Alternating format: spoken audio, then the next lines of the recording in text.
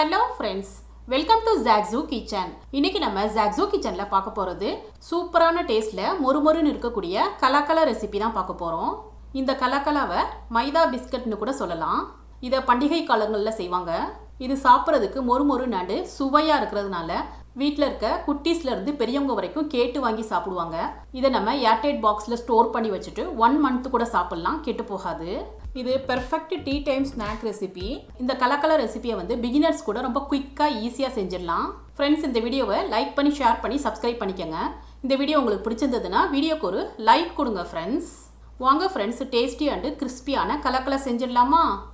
First கலகல செய்கிறதுக்கு மாவு ரெடி பண்ணிடலாம். மிக்சி ஜாரில் 1/2 கப்பு வந்து சுகர் சேர்த்துக்கிறேன். இதோட வாசனைக்காக 3 ஏலக்காய் சேர்த்துக்கிறேன். இதை வந்து நைஸாக இந்த மாதிரி பவுடர் பண்ணி எடுத்துக்கணும். அரைச்ச சுகர் பவுடரை வந்து ஒரு பவுலில் சேர்த்துக்கிறேன். இப்போ இதில் 2 கப்பு வந்து மைதா மாவு சேர்த்துக்கிறேன். ஃப்ரெண்ட்ஸ், கலகல வந்து மைதா மாவுக்கு பதிலாக நீங்கள் கோதுமை மாவு கூட சேர்த்து செஞ்சுக்கலாம். அதுவுமே நல்லா கிறிஸ்பியாக தான் இருக்கும். இப்போ இதில் 1/4 டீஸ்பூன் வந்து சால்ட், பேக்கிங் சோடா ஒரு பிஞ்சு சேர்த்துக்கிறேன். இப்போ இதை ஒரு தடவை எல்லாத்தையுமே நல்லா கலந்துக்கணும். இப்போ இதில் உருக்கின நெய் வந்து 2 டேபிள் ஸ்பூன் சேர்த்துக்கிறேன்.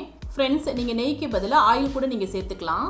ஆயில் சேர்க்குறதா இருந்தால் லைட்டாக சூடு பண்ணிவிட்டு இதில் சேர்த்துக்கணும். இப்போ இது எல்லாத்தையுமே நல்லா கைகளால் கலந்துக்கலாம். நெய் வந்து எல்லா இடத்துலையுமே மாவில் கோட்டார அளவுக்கு இந்த அளவுக்கு கலந்துக்கணும். மாவு வந்து எந்த அளவுக்கு கலக்கணும்னா இப்படி பிடிச்சா பிடிக்க வரணும், உதுத்தா இந்த மாதிரி உதிரணும், இந்த அளவுக்கு கலந்துக்கணும். இப்போ இதில் கொஞ்சம் கொஞ்சமாக தண்ணி சேர்த்துட்டு மாவு பிசைஞ்சிக்கலாம். நம்ம சப்பாத்திக்கு பிசைகிறோம்ல, அதை விட கொஞ்சம் கெட்டித்தன்மையாகவே நம்ம கலந்துக்கணும். ஃப்ரெண்ட்ஸ், தண்ணியை வந்து மொத்தமாக சேர்த்துறாம கொஞ்சம் கொஞ்சமாக சேர்த்து தான் நம்ம மாவு கலந்துக்கணும். எனக்கு இந்த மாவு கலக்கிறதுக்கு வந்து 1/2 கப்பு தண்ணி தேவைப்பட்டது. இப்போ பாருங்கள் ஃப்ரெண்ட்ஸ், மாவு வந்து இந்த அளவுக்கு கெட்டியாக நம்ம கலந்துக்கணும். சப்போஸ் உங்களுக்கு மாவு வந்து நீர்த்த மாதிரி லூஸ் ஆயிடுச்சுன்னா கலகல வந்து கிறிஸ்பியாக வராது ஃப்ரெண்ட்ஸ். அதனால் மாவு வந்து நல்லா கெட்டியாக தான் நம்ம கலந்து எடுத்துக்கணும். இப்போ இதை ஒரு மூடி போட்டு மூடிட்டு 1/2 மணி நேரத்துக்கு அப்படியே வச்சிடலாம். அப்போ தான் நம்ம மாவு வந்து நல்லா செட் ஆகி வரும். இப்போ 1/2 மணி நேரம் ஆயிடுச்சு. மாவு வந்து மறுபடியும் நான் கலந்துக்கிறேன். இப்போ இதை 2ஆக நான் டிவைட் பண்ணிக்கிறேன். இப்போ ஒரு பவுல் எடுத்து போர்டுக்கு சென்டரில் வச்சுட்டு இதை வந்து ரோல் பண்ணிக்கலாம். நம்ம கீ சேர்த்துருக்கனால மைதா மாவெல்லாம் டஸ்ட் பண்ணணும்னு அவசியமே இல்லை ஃப்ரெண்ட்ஸ். ஒட்டாமல் ஈஸியாக ரோல் பண்ணிக்கலாம். ஃப்ரெண்ட்ஸ், நம்ம விரிக்கிற மாவு வந்து இந்த திக்னஸில், அதாவது இந்த தடிமனில் இருக்கணும். இதை இந்த அளவுக்கு விரிச்சதுக்கப்புறம் இதோட 4 சைட்ஸையும் இந்த மாதிரி கட் பண்ணிக்கணும். எக்ஸஸாக இருக்கிறதையெல்லாம் ரிமூவ் பண்ணிவிட்டு மீதம் இருக்க மாவோட இந்த எக்ஸஸை வந்து நம்ம சேர்த்துக்கணும். இந்த மாதிரி ரெக்டாங்கிள் ஷேப்பில் வந்து கட் பண்ணிக்கணும். இப்போ இதை வெர்டிக்கலாக இந்த மாதிரி லைன்ஸ் வர மாதிரி கட் பண்ணிக்கணும். சப்போஸ் உங்களுக்கு கட் பண்ணுறப்ப மாவு வந்து ஒட்டிச்சுன்னா லைட்டாக நைஃப்பில் வந்து ஆயில் தடவிட்டு கட் பண்ணிடுங்க, ஈஸியாக கட் ஆயிரும். மறுபடியும் குறுக்கால இந்த மாதிரி கட் பண்ணிக்கணும். ஃப்ரெண்ட்ஸ், இதை ரெக்டாங்கிள் ஷேப் இல்லாமல் இதை வந்து டைமண்ட் ஷேப்லையும் நீங்கள் கட் பண்ணிக்கலாம். ஃப்ரெண்ட்ஸ், இந்த மாதிரி குட்டி குட்டியாக கட் பண்ணுறப்ப தான் மாவு வந்து உள்ளே வந்து ஈஸியாக ஃப்ரை ஆயிரும், அதே சமயம் கிறிஸ்பியாகவும் இருக்கும். இதே மாதிரி இன்னொரு பால் எடுத்து விரிச்சிட்டு அதுலேயும் கட் பண்ணி காமிக்கிறேன் பாருங்கள்.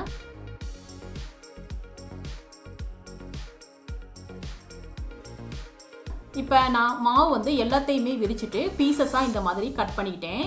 இப்போ இதை ஃப்ரை பண்ணிடலாம். கடாயில் ஆயில் சேர்த்துருக்கேன். ஆயில் சூடானதும் ஃபஸ்ட்டு வந்து அடுப்பை வந்து ஹை ஹீட்டில் வச்சு ஆயிலை வந்து சூடு பண்ணிக்கணும். அதுக்கப்புறம் லோ ஃப்ளேமில் வச்சுட்டு நம்ம கலகலவை சேர்த்துக்கலாம். நீங்கள் ஒவ்வொரு பீசஸாக இந்த மாதிரி சேர்க்கறதுக்கு பதிலாக ஒரு ஃபோர்க்கை வச்சுட்டு இந்த மாதிரி ஆயிலில் தள்ளி விட்டோம்னா கலகல வந்து ஈஸியாக ஆயிலில் சேர்த்துடலாம். அடுப்பை வந்து அப்பப்போ மீடியம் ஃப்ளேமுக்கு மாற்றிட்டு லோ ஃப்ளேமுக்கு மாற்றிக்கணும். ஃப்ரெண்ட்ஸ், ஹை ஃப்ளேம்லேயே வச்சுட்டு நம்ம கலகலவை பொரிச்சோம்னா சீக்கிரத்தில் கோல்டன் ப்ரௌன் ஆயிரும், உள்ளே வந்து வேகாது. இதை திருப்பி விட்டு கோல்டன் ப்ரௌனாக ஃப்ரை பண்ணிக்கணும். ஃப்ரெண்ட்ஸ், ரொம்ப இம்பார்ட்டன்ட் என்னென்னா நம்ம ஆயிலேருந்து எடுக்கிறப்பயே ரொம்ப சாஃப்டாக இருக்கிற மாதிரி தான் இருக்கும். ஆனால் இது ஆறுச்சுன்னா நல்லா கிறிஸ்பி ஆயிரும். இப்போ இது கோல்டன் ப்ரௌனாக ஃப்ரை ஆயிடுச்சு. இதை நான் ஒரு டிஷ்யூவில் எடுத்துடுறேன். மொத்தமாக சேர்த்துறாம கொஞ்சம் கொஞ்சமாக பேட்சஸாக சேர்த்துட்டு நம்ம கலகல வந்து ஃப்ரை பண்ணிக்கணும். நான் எல்லாத்தையுமே பேட்சஸாக ஃப்ரை பண்ணி எடுத்துக்கிட்டேன். இது எவ்வளவு மொறுமொறுன்னு இருக்குன்னு பாருங்கள்.